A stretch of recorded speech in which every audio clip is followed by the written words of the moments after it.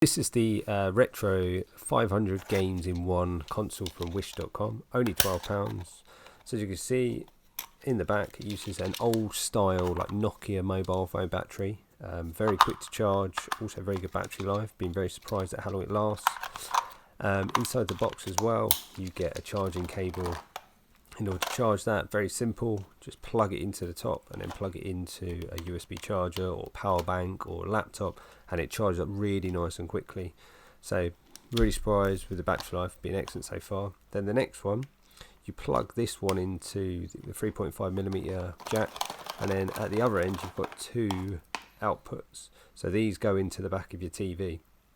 Okay, this is fairly straightforward. You just plug them in if your TV has them, and then the other thing you do is plug in this other USB one, which then acts as a second player controller, which is fantastic if you've got two mates who want to play a bit of retro gaming.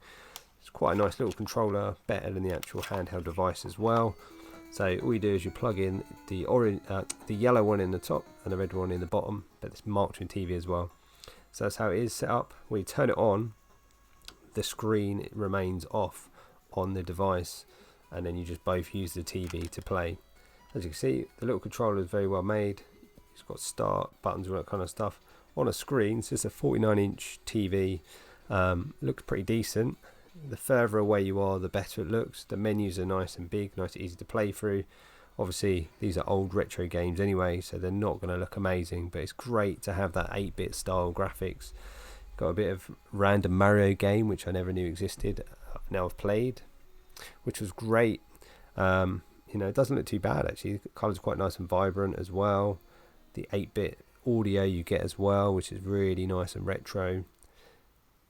But yeah, it's quite good. So if we take these out now and we get back into looking at it as a handheld device, flip the switch, you go straight into the menu, English or Chinese. As you can see, the actual handheld device, very much like an old Game Boy. Fairly plasticky, but easy on the hand. Here you've got a volume rocker as well. Sound is nice. You've got that nice 8-bit quality sound. And then the menus, fairly straightforward. Use the arrow keys to move through them. Press start to play the game and so forth. So 500 games. Some of them are better than others.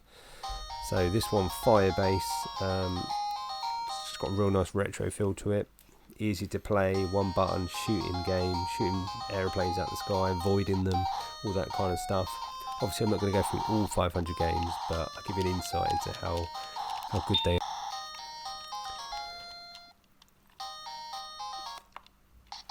So to go back to the menu, you've got this R button here. You press that, takes you back to the menu, and then you can go through all the list of the games as well.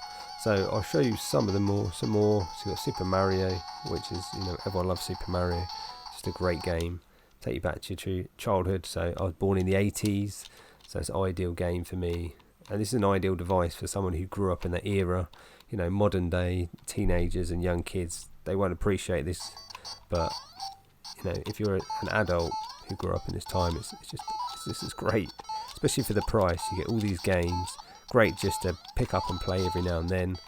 A bit of Mario, a bit of Pacman as well, all that kind of stuff. Just ideal to give you that, quick buzz of gaming. Maybe you don't have time for the PS4 anymore or the Xbox One. You just want to crack into some games every now and then. Not too difficult, don't need to learn too many combinations of buttons, all that kind of stuff. Just gives you that feel, getting back in there, a little bit of gaming. So as you can see, very much like the old style Mario, good to play, all that kind of stuff. And you can get the little jazzy little 8-bit sounds as well, which is great. Took me straight back to my childhood. Looks exactly the same as it did on my CRT TV when I was younger. No. I can still play it, as you can see. So then all you do then is you press that R button, get back into the menu, pick your next game. So I'll just give you another glimpse into some other games now.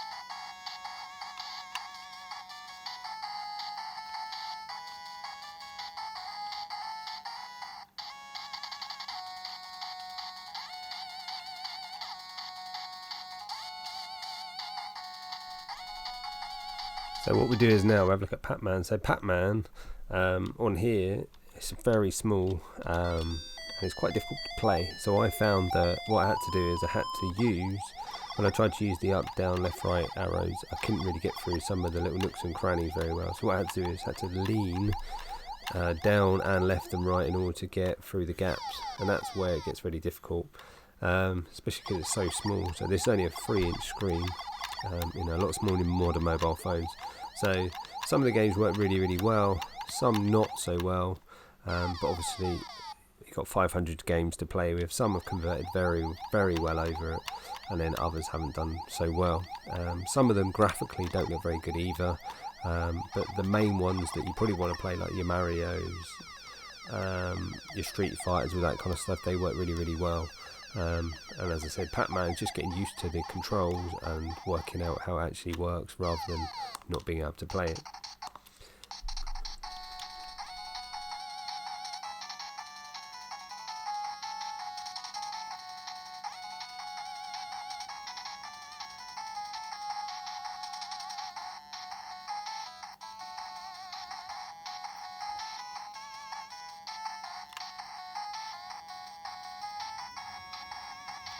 So the other thing I found out as well is that some of the games are labelled as, the games that you believe they were, like Tetris for example, which isn't actually Tetris. It's called Block Puzzle. Works the same way, just doesn't look the same as it was when you had it on a NES or all that kind of stuff. But works the same, principles work exactly the same as well. So they're labelled in order to make you realise what they are or what games they're like, but they're not always what you expect them to be. But there we go, can't complain really.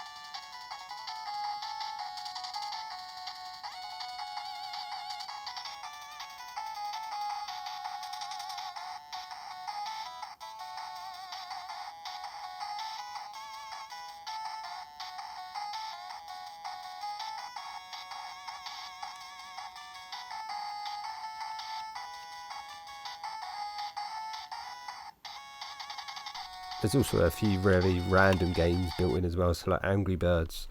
This was a game which I've never been able to work out how to play.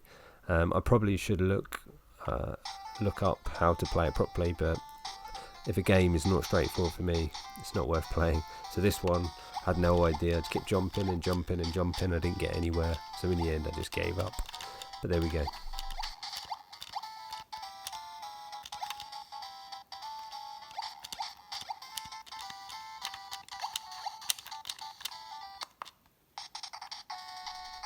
So overall, this is definitely something I'll call a genius product. It's been for 12 quid. I've had it for about 2 months now. Really enjoy playing it. The battery life is really good. I can just chuck it in my bag as and when I want it, and I can just play it. It's been great. The last thing as well is the manual as well. So the manual is actually really good. So this has been written in English as well as Chinese, but the English version is well written. It's easy to understand. The pictures are good as well, and they talk you through how to use it. So we look at that quickly now. As you can see, straightforward, shows you how to connect it to your TV, talks about problems, all that kind of stuff. So it's been a really good product. So you can't really complain for the money. This was £12 all in, I think it was. I think that's what I said. So bargain.